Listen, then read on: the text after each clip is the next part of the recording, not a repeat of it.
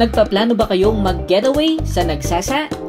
Pero wala pa kayong idea kung ano ang meron sa lugar?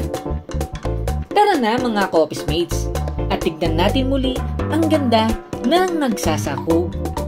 Lalo na itong napakagandang ilog na talagang mapapawaw ka sa scenic view. So guys, ano pang hinihintay nyo?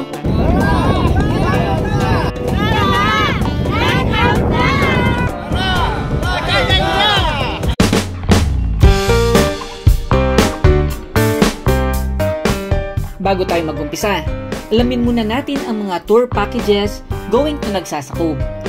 Ang main entry point ay sa Barangay Pundakit, San Antonio, Zambales, na may environmental fee na 20 pesos per head. Ang bayad sa bangka mula Pundakit patungong Nagsasa Cove ay nasa 1,800 pesos hanggang 2,500 pesos para sa isang maliit na bangka na may kapasidad na hanggang 4 na tao. Maaaring magbago ang eksaktong halaga depende sa napagkasundo ang ruta o kung may karagdagang destinasyon na nais bisitahin, tulad ng Anawangin Cove o Capores Island. May malalaking bangka na kayang magsakay ng 10 hanggang 25 katao. Normally, nagkakahalaga ng 400 pesos per head ang renta sa ganitong bangka.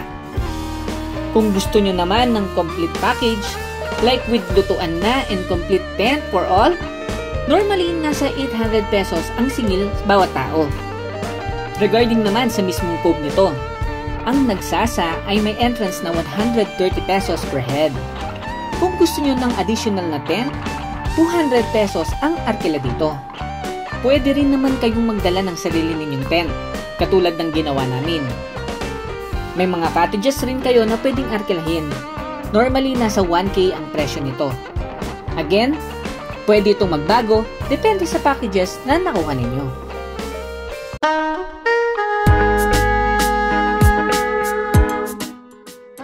Sa likod ng matatayog na bundok ng Zambales, may isang lihim na lugar kung saan ang ilog ay may kwentong ibinubulong sa sinumang handang makinig. Isang ilog na saksi sa paglipas ng panahon, ngunit may alamat na iilan lamang ang nakakarinig. Sinasabi nila, binabantayan ng isang di nakikitang tagapagbantay ang tubig ng Nagsasa. Isang espiritong nagmamalasakit sa sagradong agos nito. Sa loob ng maraming siglo, ang mga Aita ng Zambales ay umasa sa ilog na ito. Hindi lamang bilang pinagkukunan ng tubig, kundi bilang pinagkukunan ng kanilang buhay mismo. Ang tubig nito ay nagbibigay buhay. Ang agos nito ay may dalang kwento. Ngunit ayon sa ilan, sa mga taga rito, may bumabalot ditong hiwagang higit pa sa inaakala. May isang matandang kwento tungkol sa isang babae na minsang naglakad sa baybaying ito. Isang manggagamot, isang tagapagtanggol, at ayon sa ilan, isang engkantada. Isang gabi, naglaho siya sa ilog at hindi na muling nakita. Ngunit sabi nila, kapag tumama ang liwanag ng buwan sa tubig, maaari mo pa ring masilayan ang kanyang refleksyon. May mga manlalakbay na nagsasabing nakarinig sila ng bulong sa hangin na tinatawag ang kanilang mga pangalan. May iba namang nagsasabing naramdaman nila ang isang presensya, nagmamasid, nagbabantay, at nagbababala. Pagkakataon lang ba o mas may malalim na lihim?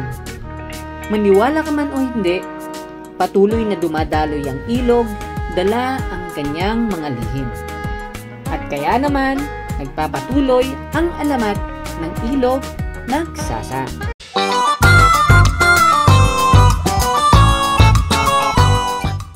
Ngayon, ang ilog ng Nagsasa ang isa sa pinaka-main attraction ng cove. Marami kayong pwedeng gawin dito. Siyempre, ang una sa listahan, maligo at magtampisaw sa malamig na tubig ng ilog. Napakalinaw at preskong tubig ang naghihintay sa'yo. Mainam itong pampalamig pagkatapos ng isang mahabang paglalakbay o hiking. Pwede rin kayong magkayak o gumamit ng bamboo raft. Isa rin sa pwede nyong gawin ang mangisda kasama ang mga lokal. Libutin ang paligid ng ilog at tuklasin ang mga maliliit na talon at rock pools. Mas okay ring mag-camping sa tabing ilog, magtayo ng tent at matulog sa ilalim ng mga bituin. Maraming puno ang nagsasa. Pwede kayong magmasid ng mga ibon at hayop tulad ng tagak at kingfisher. Kung sweswertihin, baka makakita ka rin ng mga paru-paro, isda o bayawak.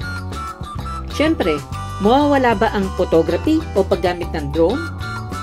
Ang perpektong refleksyon ng ilog ay ideal para sa mirror shot.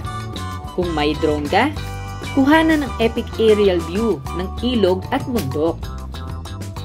So, kailan ba ang best time para pumunta ng Nagsasa? Pinakamaganda ang Nagsasa River pagkatapos ng tag-ulan. Ito ay ang Oktubre hanggang Pebrero para makita ito sa pinakamagandang anyo nito.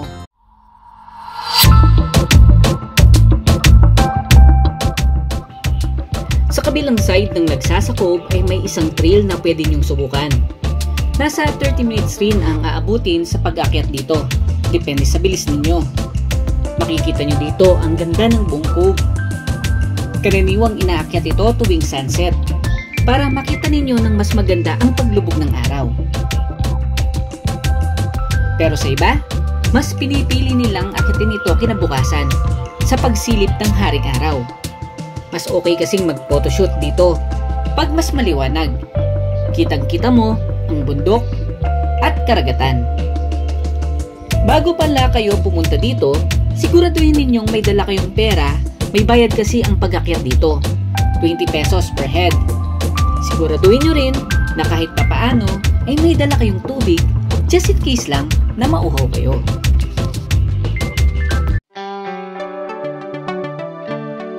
So, what makes Nagsasa Beach special? Mas tahimik kaysa Anawangin. Kung gusto mo ng mas kaunting tao at payapang lugar, mas mainam ang Nagsasa Beach kaysa sa mas tanyag na Anawangin Cove. Malinaw at malinis na tubig. Ang tubig dito ay perpekto para sa paglalangoy, snorkeling at kayaking.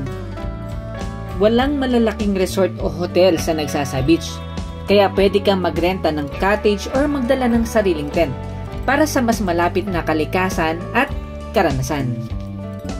Ang dalampasigan ay napapalibutan ng luntiang kabundukan, kaya napakaganda ang tanawin. At isa sa mga highlight ng Nagsasa Beach ay ang makulay at nakamamanghang paglubog ng araw.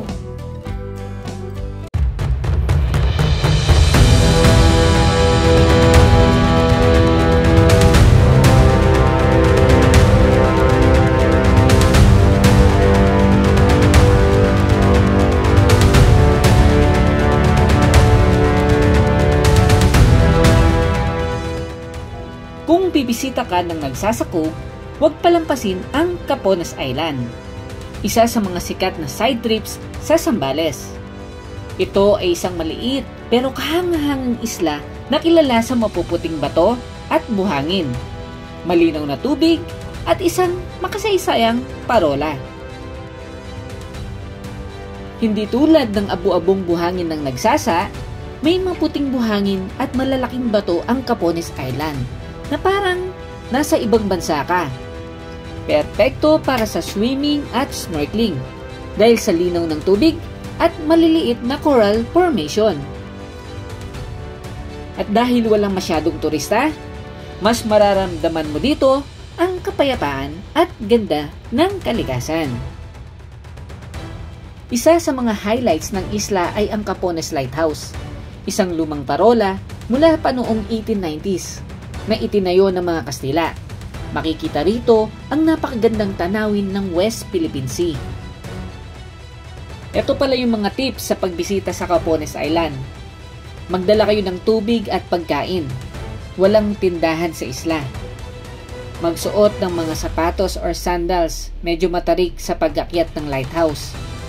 Iwasan ang pagpunta kapag maalon. Mahirap ang pagbaba sa bangka kung malakas ang alon. So mga co-opsmates, kung pupunta kayo ng Nagsasa, idagdag nyo na ang Capones Island sa inyong Zambales Adventure.